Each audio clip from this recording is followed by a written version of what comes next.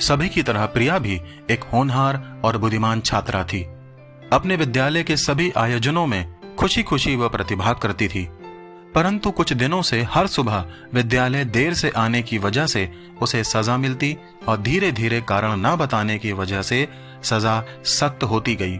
उसकी शिक्षिका इस बात से थोड़ी हैरान थी कि आखिर हो क्या रहा है, क्यों ऐसी होनहार छात्रा अनुशासनहीन होती जा रही है।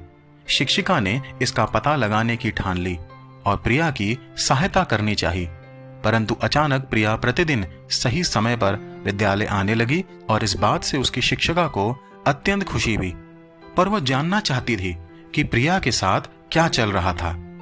शिक्षिका प्रिया को अपने घर ले जाती है और पूछने पर जो प्रिया ने कहा उसे सुन शिक्षिका की आंखों से आंसू निकल आए।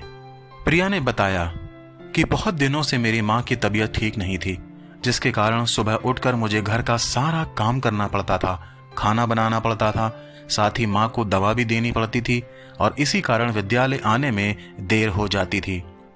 इस पर शिक्षिका ने पूछा कि अब तुम्हारी माँ ठीक हो गई है?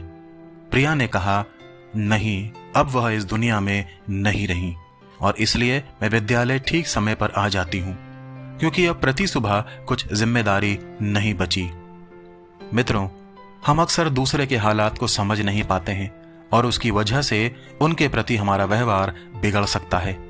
बाइबल हमें रोमियो नामक पुस्तक के अध्याय 12 के पद 16 से 18 में बताती है कि आपस में एक मन रखो, अभिमानी ना हो, परंतु दीनों के साथ संगति रखो, अपनी दृष्टि में बुद्धिमान ना हो, बुराई के बदले किसी से बुराई ना करो, जो बातें सब लोगों के निकट भली हैं उनकी चिंता किया करो, जहां तक हो सके तुम भरसक सब मनुष्यों के साथ मेल मिलाप रखो।